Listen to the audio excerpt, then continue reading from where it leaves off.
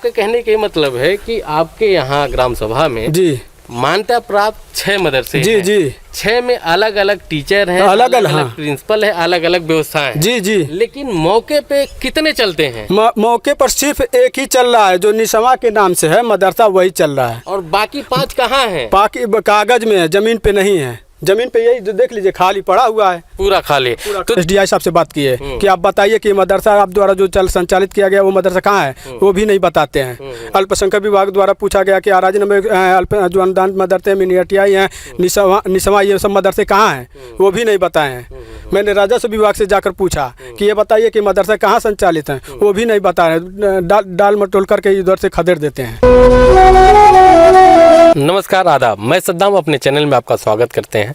अभी हमारी टीम जमीनी स्तर की सच्चाई जानने के लिए गगहा ब्लॉक के अंतर्गत बड़गो ग्राम सभा में पहुंची है। यहाँ के ग्राम के कुछ लोग हैं जो कि आरोप लगा रहे हैं कि ज़मीन पे कोई भी मदरसा नहीं बना हुआ है, लेकिन सरकार द्वारा जो है धन मद प्राप्त हुआ है। आइए इनसे बारे में आपसे कुछ देर बाद मुलाकात करवा रहे हैं और जो भी लोग मदरसे के संचालक हैं उनसे भी आपकी मुलाकात करवा रहे हैं कि इसके बारे में क्या कहना है उनके। आइए, क्या नाम पड़ेगा चाचा आपका? मुबीन शाह। मुबीन साहब, आपका क्या नाम पड़ेगा? फखरे आलम। क्या मैटर क्या है आप लोगों का? सर देखिए, मेरा नाम फखरे आलम है, ग्राम पोस्ट बरईपार, जिला गोरखपुर के निवासी हैं। जी जी। यहाँ पे एक बहुत बड़ा भ्रष्टाचार किया जा रहा है प्रबंधक समिति द्वारा, जिसमें एक भी कमरे भवन न होते। इसी ये देख लिए जो सामने जमीन दिखाई दे रही है ना, कैमरामैन से कहेंगे कमरा कौन सा जमीन? यही जमीन, यही जो बोया गया है। हाँ, जो बोया गया है, यही जमीन अराजी नंबर 107 103 है, जो जिसपे इसी पे अनुदान दिया गया है। लेकिन कमरा भवन आप लोग देख लीजिए, इसका कोई पेपर है? हाँ, पेपर है हमारे पास। हाँ, पेपर लाइए आप। तो पेपर में क्या दर्शाया गया है? पेपर में यही दिया गया है कि मदरसा मकतब इस्लामिया बहरुल उलूम जो अनुदानित मदरसे हैं वो 107 103 में है। इसके नाम से जमीन है ये। हाँ। लेकिन बना किस में है? देखिए, हम देख रहे मदरसा तो है, लेकिन नहीं, जो आप वो मदरसा देख रहे हैं वो निसवा मान्यता प्राप्त है। वो जो अनुदानित मदरसा है वो नहीं है। लेकिन ये जब जांच चली है तो ये सिर्फ नाम लिखा दिया गया है। लेकिन जब आपके कहने का ये मतलब है कि जो इस जमीन पे, जो कि आज के डेट में कोई मदरसा नहीं है, यहाँ पे धान की खेती के लिए है, यहाँ पे एक दूसरा मदरसा ही अलग मदरसा है।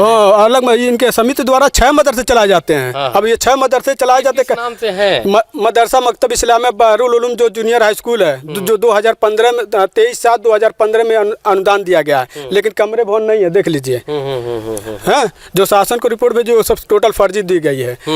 फिर एक मिनी आरटीआई चल रही है, मिनी आरटीआई के भी देख लीजिए कमरे भवन नहीं है। तो मिनी आरटीआई कहाँ पे दर्शाया गया है? किस अराजी संख्या में? 100 उसी से में है। जो मदरसा अनुदानित मदरसे हैं उसी में है मिनी आरटीआई भी, लेकिन जब कमरे भवन नहीं तो उसी में, लेकिन अनुदान लिया जा रहा है सरकार से।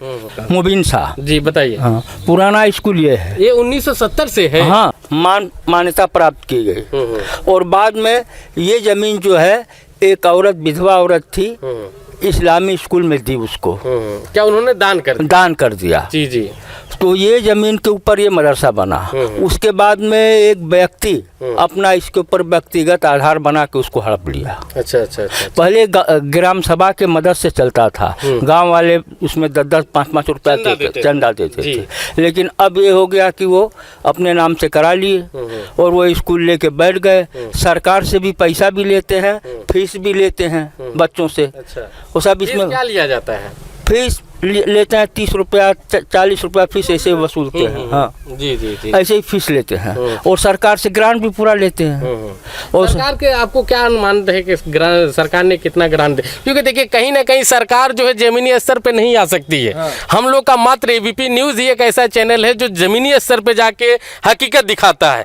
क्योंकि अधिकारी लोग अपने चेयर पे बैठे रहते हैं, एसी को छोड़ने का जो है उनका मन नहीं होता है। हमारा एक चैनल ऐसा है जो जमीनी स्तर पे जाके आम पब्लिक का जो परेशानियां, जो दिक्कतें हैं, अपने चैनल के माध्यम से लोगों को दिखाता है। तो यहाँ पे क्या कोई अधिकारी नहीं आज तक सर्वे करने के लिए आए? कोई नहीं आया। कोई आया ही नहीं? कोई आया ही नहीं। सब वहीं बैठे बैठे लोग ऑर्डर कर दिए। स्कूल पास हो गया। मास्टर लोगों को पूरा से ग्रांट आने लगा। होंगे कितने मास्टर? इसके अंदर होंगे कम से कम 10 मास्टर। अच्छा। हाँ, सारे लोगों को गवर्नमेंट सैलरी देती है। सबको सैलरी देती है, बच्चों से फीस भी वसूला जाता है, और क्या क्या सुविधा मिलती है यही लोग जानते होंगे। जी जी जी। हाँ। जैसा कि आप लोग अच्छी तरह जानते हैं कि योगी सरकार का मंशा है कि मदरसों को भी आधुनिक बनाया जाए, मदरसों में भी कंप्यूटर की शिक्षा दिया जाए। जैसा कि पुराने मदरसों में सिर्फ दीन इस्लामिया का ही जो है पढ़ाया जाता था, लेकिन इनको उन्होंने एक स्कीम बनाया कि हर एक मदरसे को आधुनिक किया जाए। जो भी मदरसे के हमारे छात्र हैं वो भी जाने कि कंप्यूटर कैसे चलाया जाता है, इंग्लिश कैसे लिखा जाता है, इंग्लिश में कैसे बात किया जाता है, अपना साइंस से लगाए हर एक सब्जेक्ट पढ़ें, ताकि वो दुनिया के हिसाब से चल सकें और समझ सकें, माहौल में ढल सकें। मुख्य बात यही कि मदरसा मतलब एक ही है और पेपर पे 6 मदरसे चल रहे हैं, और हम लोग मतलब शासन प्रशासन को हमेशा इस बात के लिए अवगत कराते रहे हैं कि बहुत बड़ा भ्रष्टाचार हो रहा है, लेकिन अब मतलब कोई भी इस पर सुनवाई नहीं हुई। टाल मटोल किया गया विभागों द्वारा, हर विभागों द्वारा। यहाँ तक हम लोग बात पहुँचाए, अपनी शासन प्रशासन के पास पहुँचाए। जैसा कि और ग्रामीणों से हम बात करते हैं, जानने की कोशिश करते हैं आपके गांव में कितने मदरसे होंगे, क्योंकि आप लोग यहीं पर रहते हैं, इस तरह के कितने स्कूलें होंगे जिसमें मदरसा लिखा है? हमारे जमीन में हमारा एक ही मदरसा था। हाँ। हम लोग चलवाते थे इसको। हाँ। ये मदरसा जो आप सामने देख रहे हैं, शाह परिवार लिखा होगा। जी जी। देख लीजिए कौन सा सन से चल रहा है। 1970। ये हम लोग का मदरसा था। हाँ। ये अभी भी हमारी जमीन है, कब्जा हमारी भी है। लिया। हाँ। अभी चल कितना रहा है? चल रहा है, एक ही चल रहा है। आइए, जो बुजुर्ग लोग यहाँ के हैं, कुछ लोग इस ग्राम सभा के जुड़ चुके हैं, इनसे भी आपकी बात कराते हैं। चाचा, आपके गांव में कितने मदरसे अभी चल रहे हैं? कुछ नहीं मालूम है। आपको कुछ मालूम ही नहीं है? और कोई है जो बताना चाहें? जी बताइए। एक ही मदरसा था। हाँ। अभी इसी के नाम से उसको ये किया गया है। हाँ। वही एक मदरसा चल रहा है। अब पेपर में 6 मदरसे दिए। दिए। जैसा कि एक पक्ष ने कई आरोप लगाए, इसी संबंध में इस मदरसे के प्रिंसिपल हमारे साथ हैं, जो कि बताएंगे इसमें क्या सच्चाई है। और जी, पहले तो हमारे दर्शकों को अपना नाम बताइए। हमारा नाम अब्दुल करीम। जी जी। जैसा कि पहला आरोप लगाया जा रहा है, आप यहाँ के प्रिंसिपल हैं तो आपको भी मालूम होगा, और इसी गांव के निवासी जी हैं। जी। इस गांव के निवासी हैं और इस मदरसे के प्रिंसिपल हैं, तो आपको मालूम होगा इस ग्राम सभा में क्या 6 मदरसे हैं? नहीं, एकदम एक ही मदरसा यही है। यही है, लेकिन ये लोग बता रहे हैं कि पेपर में 6 मदरसे हैं जो है जैसे एक में मिनी ITI है, आधुनिकीकरण, तो सबको वो अलग अलग बांट दे रहे हैं। दूसरा आरोप ये लग रहा है कि वो बता रहे हैं कि पेपर में, हम लोग भी पेपर में देखें, जो सच्चाई नज़र आ रहा है, 103 और 107 में निर्माण दिखाया गया, उसी पे मान्यता मिला है। लेकिन हम लोग मौके पे आज खुद आए हैं तो देख रहे हैं 134 आराजी संख्या में आपका बना हुआ मदरसा। इसके बाद मतलब आपका इस बात से आप राजी हैं कि इस पेपर में 103 107 है, लेकिन आपने बनवाया 134 में। जी जी। तो लेकिन जब मान्यता मिलता है तो कहीं ना कहीं चेक होता है, ज़मीन से लगाए सारे चीज़ें। जब उसमें आप पेपर दिए थे कि 103 और 107 के में हम मकान बनवाएंगे, अपना मदरसा बनवाएंगे, तो फिर 134 में आखिर क्यों बना? वजह इसका क्या था? सर, उसमें वो एक ही में था, बटा नहीं कटा था। सवाल को आप समझ रहे हैं? देखिए, पानी पीना है, पानी पी। हमारा सवाल सीधा सीधा ये है, जब पेपर में हम ये कह रहे हैं कि हमारा 103 और 107 में हम अपना मदरसा बनाएंगे, लेकिन मदरसा कहाँ बना? 134 में बना। इसके पीछे ये वजह क्या है? दोनों जो है ये मदरसे का ही जमीन है, तो जहाँ खाली था वहाँ बनाते, वहाँ उसमें बनाते तुरंत विवाद हो जाता। तो मतलब आपके कहने का मतलब वहाँ बना, आपके कहने का मतलब है भले ही पेपर में जो है 103 107 दिखाया गया है, लेकिन विवाद तो इसलिए वहाँ पे ना बनवा के 100 हाँ, जो पहले का वो 2 कमरा वो बना हुआ था। ये हम लोग भी अभी मदरसे का जो भी नियम कानून होता है पढ़ के आए हैं, तो इसमें नियम ये है कि जो भी स्टाफ हो वो रिश्तेदार नहीं होना चाहिए। तो ये नियमानुसार सब नहीं होना चाहिए। लेकिन जैसा कि आरोप लगा रहे हैं लोग, और उन लोगों का नाम डिटेल भी दिए हैं, तो क्या सगे रिश्तेदार भी नहीं? वो सब जो भी नियुक्तियां हुई हैं वो ऑन पेपर और नियमानुसार हुआ है, कोई बगैर नियम करेंगे। ये जांच जो है, ये जिला अल्पसंख्यक, ये जिला विद्यालय निरीक्षक, SDM, ये सभी लोगों ने। तो जैसा कि जो आरोप लगाया जा रहा है कि आप वहाँ पे मिल में काम करते थे, रिटायर हो गए हैं, और वहाँ से पेंसिल भी आता था, तो इसमें सच्चाई आखिर क्या है? क्यों ऐसा आरोप? सच्चाई है सर, हम लोग बदली में काम करते थे। इधर देखिए, सिल्वर कॉटन मिल्स अहमदाबाद, बदली में काम करते थे, और बदली भरते भरते यूँ समझिए कि 96 में मिल बंद होना शुरू हो गई अहमदाबाद की, 1996 में, और हम लोग बदली में ही रह गए। बदली समझ रहे हैं कि नहीं, अस्थाई का हिसाब है। मान लीजिए कोई लेबर काम पर नहीं गया, किसी वजह से नहीं जा सका, तो उस जगह पर हम भेजे जाते थे कि जाओ फला जगह। तो इस तरह से हम तो आप वहाँ से पेंशन भी आता है, तो इसमें क्या सच्चाई है? उसमें चूंकि देखिए उसमें पेंशन कटता था हम लोगों का, बदली में भी जो लोग मेंबर ये मजदूर थे सब लोगों का पेंशन कटता था, फैमिली पेंशन और पीएफ भी कटता था उसमें, ठीक है। फिर उसके बाद 1996 में मिल बंद हो गई। अब बंद हो गई तो फिर सब लोग बेकार हो गए। अब बेकार होकर के सब लोग अपने घर गए, लेकिन पेंशन जो है फैमिली पेंशन वो उस समय गवर्नमेंट का ये वसूल था कि भाई जिसको लेना हो वो ले लो, जितना जमा कटा है उतना आप ले लो, और नहीं अगर लेना चाहते हैं तो आप खाता दे दीजिए और वहाँ पेंशन ट्रांसफ़र किया जाएगा। पेंशन जो बनता है महीने का 817 रुपया हमारा पेंशन मिलता था। अभी नहीं मिलता है? नहीं मिलता। ठीक है, चपरासी में आप जी जी। तो इसमें एक चीज़ आपके ऊपर सवाल उठ रहा है, कौन से सन में आपका यहाँ पे ज्वाइनिंग हुआ चपरासी में? 2015 में हुआ था। 2015 जी। लेकिन पेपर जो दिखाया जा रहा है वो 2013 में आपकी ज्वाइनिंग दिखाई जा रही है, ऐसा क्यों? आपका कहना है कि आपका ज्वाइनिंग किया और तुरंत चले गए? ज्वाइनिंग करके 2013 में हम तुरंत चले गए सर यहाँ से। मतलब आप यहाँ पे 2013 में आए, अपनी ड्यूटी को ज्वाइन किए। 13 में नहीं गए थे विदेश? एक मिनट, आपसे नहीं पूछ रहे हैं ना, आप ही बताइए। नहीं आप ही बता दें। नहीं आप ही बताइए, छोड़िए आप रंज। जैसा कि पूछ लीजिए वो। तो आपका जैसे कि पेपर में दिख रहा है कि 2013 में आपने ज्वाइनिंग यहाँ पे जी। तो अभी यहाँ पे क्या सैलरी आपको मिलती है?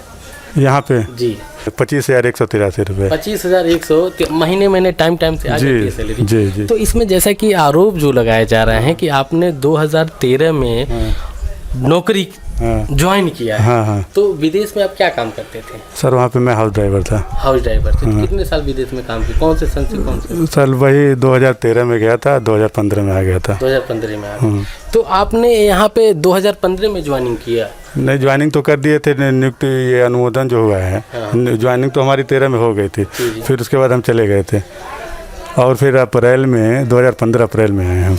मदरसे के दिखाना चाहेंगे, ये देखिए सिलाई कटाई की रूम नंबर 7 है जहाँ पे ट्रेड कटाई सिलाई की है। चूँकि कोरोना काल में पढ़ाई वगैरह सारी चीज़ें बंद चल रहे हैं, इसकी वजह से यहाँ पे ताला लॉक है। यहाँ पे जो है कटाई सिलाई के लिए बहुत ही अच्छी सुविधाएं हैं, और जो भी यहाँ की लड़की हैं या लड़का है जो भी सीखना चाहता है कुछ हुनर यहाँ से सीख सकता है। बगल में हमारे प्रधानाचार्य साहब का कक्ष है। जैसा कि आप इस मदरसे में देख रहे हैं, योगी सरकार ने बहुत ही अच्छा किया है कि हर एक मदरसे को आधुनिकीकरण कर दिया है। यहाँ पर दिखाना चाहेंगे, अपने कैमरामैन से कहेंगे कि दिखाएँ। रूम नंबर 5 है जहाँ पे ट्रेड बिल्डर लिखा हुआ है। यहाँ बच्चों को बिल्डिंग का कोर्स किया जाता है, टेक्निकल चीज़ें सिखाई जाती है, जहाँ से अपने बच्चे जो हैं टेक्निकल हो सकें और अपना फ्यूचर बना सकें। इसी क्रम में यहाँ पे देखिए रूम नंबर 4 है, रूम नंबर 3 है जहाँ पे बैठने की व्यवस्थाएं हैं, पढ़ाई लिखाई की व्यवस्थाएं हैं। जहाँ कि एक मदरसे में पहले जो है सिर्फ अरबी ही पढ़ाया जाता था, वहाँ पे आज के डेट में साइंस, इंग्लिश जैसी आधुनिक सब्जेक्ट भी पढ़ाए जाते। देखिए क्लासरूम है, चूँकि कोरोना के वजह से सारे क्लासरूम बंद पड़े हुए हैं, इसके वजह से क्लासें नहीं हो रही हैं। देखिए रूम नंबर 2 है और ऊपर कंप्यूटर क्लास भी है जहाँ पे कंप्यूटर भी है, बच्चों को कंप्यूटर भी सिखाया जाता है। ये रूम नंबर 1 कार्यालय है। आइए हम यहाँ के लोगों से भी बात कराते हैं। यहाँ पे देखिए कंप्यूटर की भी व्यवस्था है। ऐसे 2-4 कंप्यूटर ऊपर पड़े हुए हैं जो कोरोना काल की वजह से क्लासरूम बंद है। आरोप ये क्यों लगता है, क्या बात है इसके पीछे? सर इसमें ये है, हमारा स्कूल जो है जब से ग्रांट पे आया है 2015 से, तभी से ये लोग जो है हमारे पीछे हर एप्लीकेशन देते गए, ये फॉल्ट है वो फॉल्ट है। क्यों देते हैं? अब इसके पहले जो एप्लीकेशन इसलिए देते हैं कि ये आज ही जा करके, और बार बार ये कहते हैं कि हमारे घर के, हमारे ख़ानदान के कोई नहीं हुआ, हम होना चाहिए। तो ये हमारे बस का तो है नहीं कि हम कर दें, हमारे हाथ में तो है नहीं। ये तो सरकार के ये है कि कैसे होगा कैसे नहीं होगा।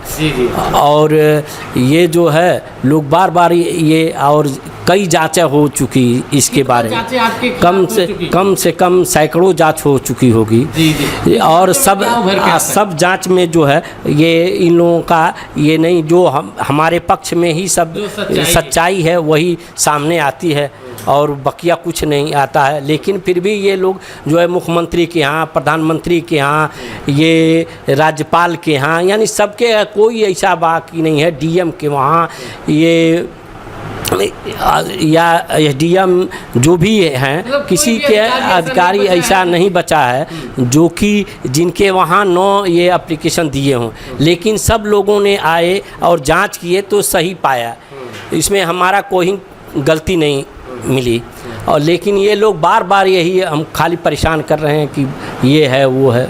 जैसा कि हमने मदरसे में अपने कैमरामैन को भी दिखाया, यहाँ पे बिल्डिंग के लिए वेल्डिंग रूम है, कंप्यूटर रूम है और क्लासें हैं जहाँ पे आधुनिक चीज़ें पढ़ाई जाती है, विज्ञान, इंग्लिश, सारे लैंग्वेजें पढ़ाए जाते हैं। जैसे प्रिंसिपल साहब एक चीज़ और जानना चाहेंगे कि जो पहले के मदरसे होते थे वहाँ पे सिर्फ अरबी, कुरान शरीफ जो है पढ़ाया जाता था और भी तालीम दिया जाता था, तो पहले के मदरसे में और आज के मदरसे में कुछ चेंजेज हुआ है? बहुत चेंजेज हुआ है। एक बार हमारे दर्शकों को बताइए ताकि पहले जो है मदरसे में केवल दीनी तालीम दी जाती थी, लेकिन आज के परिवेश में दुनियावी तालीम और दीनी तालीम सारी तालीमें दी जाती है। जो कि ये पहले मुंशी मौलवी होता था वो अरबी से ही और ये फ़ारसी से ये मिलान करता था, लेकिन उसको हटा करके गवर्नमेंट ने अब वो सेकेंडरी कर दी ताकि ये हमारी मार्कशीटें हर जगह जो आधुनिक की मार्कशीटें चलती हैं मॉडर्न एजुकेशन की, उस हिसाब से हम लोग खड़े हो जाएं। हमारे लड़के जो है कंप्यूटर भी पढ़ते हैं, गणित भी पढ़ते हैं, विज्ञान भी पढ़ते हैं, अंग्रेजी पढ़ते हैं, हिंदी पढ़ते हैं, सामाजिक विषय पढ़ते हैं, उर्दू पढ़ते हैं, अरबी पढ़ते हैं, फारसी पढ़ते हैं, या और उसके साथ साथ दीनियात भी पढ़ते हैं। ये सारी पढ़ाइयाँ होती हैं। जैसा कि जो प्रिंसिपल साहब बता रहे हैं रियल में सच्चाई है। जो लोग हमारे दर्शक हैं जो मदरसों से आज बच्चे हैं, जिनके अब्बू अम्मी हैं, जिनके गार्जियन हैं, मदरसों से बच्चों को दूर करना चाहते हैं, हम अपने चैनल के माध्यम से ऐसे लोगों से रिक्वेस्ट करते हैं कि आज के डेट में जो मदरसे हैं वो पूरा का पूरा चेंज हो चुके हैं। वहाँ पे कंप्यूटर की भी तालीम दी जा रहा है, इंग्लिश का भी, हर एक चीज़ का तालीम दिया जा रहा है।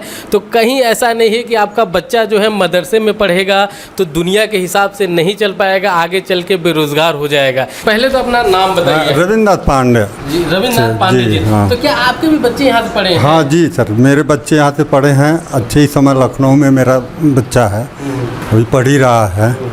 अच्छे मदरसा नाम से ही सोच बन जाता है कि यहाँ पे सिर्फ मुस्लिम के लड़के ही पढ़ना चाहिए। नहीं सर, यहाँ 25% से ऊपर बच्चे आज भी हिंदू के हैं। क्या यहाँ पे पढ़ाते हैं?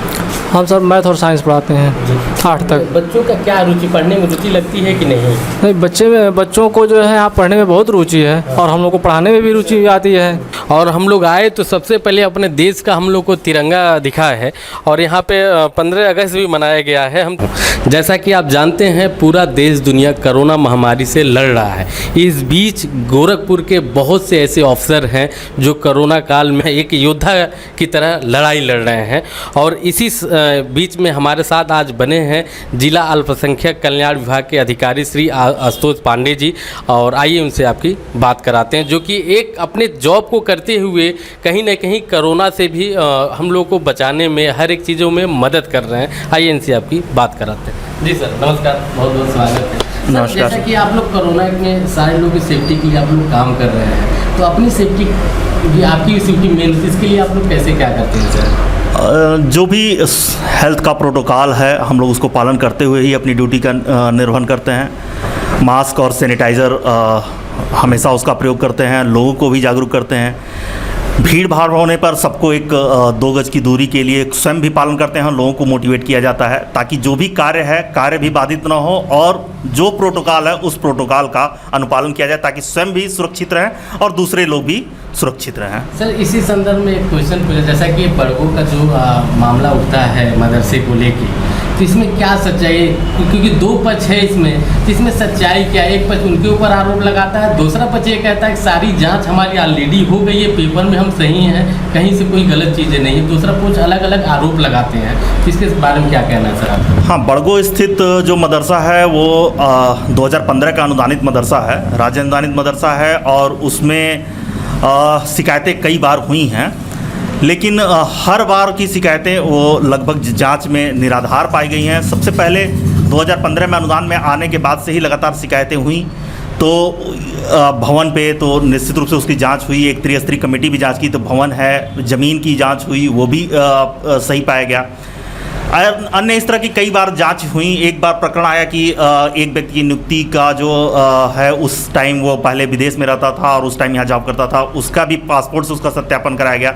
विभिन्न कमेटियाँ उसमें जांच की हैं अलग अलग टाइम पे। एक बार एसडीएम साहब की अध्यक्षता में त्रिस्तरीय समिति भी जांच की है, जिलाधिकारी महोदय के स्तर से कई बार कमेटियाँ गठित करके और जांच कराई गई हैं उसकी, और लगभग हर बार शिकायत अलग अलग रही है और लगभग सभी शिकायतों का निराकरण उसमें किया जा चुका है। तो मदरसा वो राज्य अनुदानित है और संचालित है, और वर्तमान समय में जो भी इर्रेगुलरिटी की शिकायत की गई थी वो सही नहीं पाई गई है। देखिए, जो मदरसे से संबंधित बात चल रही थी उसमें प्रधानाचार्य द्वारा जो आरोप लगाया जा रहा है कि ये नौकरी के लिए सब ऐसे कर रहे हैं, तो ये सब झूठा आरोप है, क्योंकि उनके द्वारा बहुत बड़ा भ्रष्टाचार कर सरकार को करोड़ों रुपया लूट रहे हैं। इसके लिए वो आरोप रहे हैं कि ये सब नौकरी के लिए कर रहे हैं। ऐसा कोई बात नहीं है, हम लोग नौकरी के लिए नहीं, ये सरकार को लूट रहे हैं। तो हम सरकार को ये बताना चाहते हैं कि ये फर्जी कागज़ पे कैसे लूट रहे हैं, ये सरकार को हम बताना चाहते हैं, ताकि सरकार का धन जो उगाई की जा रही है वो उसको बचाया जाए। तो सबसे पहले हम ये कह रहे हैं कि ये झूठा आरोप लगा रहे हैं। अल्पसंख्यक विभाग भी कह रहे हैं कि ये तरह तरह के जो ये कंप्लेन करते रहते हैं। तो सबसे पहले मैं ये देखना चाहता हूँ, जब ये अनुदान सूची पर ली गई थी तो सबसे पहला रिपोर्ट यही दिया गया था। देख लीजिए, सबसे पहला रिपोर्ट यही दिया गया था, जिसमें साफ लिखा गया है कि अराजी नंबर 107, 103 में 13 कमरे और 3 कैटरिंग हैं। देखिए, इसमें साफ लिखा गया है, और जो कि वर्तमान में इस पर बना नहीं है। देखिए, ये जो नियमावली बनी है कि प्रबंध समिति या अल्पसंख्यक विभाग के कोई भी नाते रिश्तेदार नहीं रहता, लेकिन देखिए इसमें पूरा बायोडाटा में है दिया गया है कि अल्पसंख्यक विभाग और प्रबंध समिति के नाते रिश्तेदार सभी इसमें नियुक्ति हैं। अल्पसंख्यक विभाग और प्रधानाचार्य से ये पूछना कि किस तरह से नहीं फर्जी है, जब हमारे पास पूरा इतना साबूत है। ये सरकारी अभिलेख की भी साबूत है कि इसमें दिखाया गया है कि अराजी नंबर 134 पे देखिए निसमा के नाम से अंकित है। इसमें रिपोर्ट अल्पसंख्यक विभाग ही लगाते हैं कि 107, 103 के सटे निसमा मान्यता प्राप्त है। ये एसडीएम हमारे गौरव श्रीवास्तव उप जिलाधिकारी महोदय लगाते हैं कि देखिए अराजी नंबर 134 मदरसा निसमा के नाम से तनहा अंकित है। तो जब 134 अराजी नंबर निसवा मान्यता प्राप्त है, तो कैसे उसको माना जाए कि ये मदरसा मकतब इस्लामिया बारुल उलूम है। और उसमें हर जैसे जैसे जांच आती है वैसे वैसे वो फ़ोटो लगाते हैं। अभी इसके पहले देखिए, मदरसा अहले सुन्नत सबसे पहले ज़मीनी स्तर है जो मदरसा निसमा के नाम से अंकित है, उसके बाद मदरसा अहले सुन्नत उस पर लिखा गया है, अब जाके फिर ये लिखा गया है मदरसा मकतब इस्लामिया बारुल उलूम। जैसे जैसे वो फंसते हैं वैसे वैसे नाम बदलवाते रहते हैं। मैं सभी लोगों से ये अपील करना चाहता हूं कि माननीय मुख्यमंत्री जी के पास ये बात पहुंचे, ताकि हर महीने 10 लाख रुपए हो रहे, साल का 1 करोड़ 20 लाख रुपया धन उगाई की जा रही है। मैं सभी आप लोगों से विनम्र निवेदन करता हूं कि हमारी बात माननीय मुख्यमंत्री जी के पास पहुंचाएं, ताकि ये हो रही धन उगाई को जल्द से जल्द बचाया जा सके।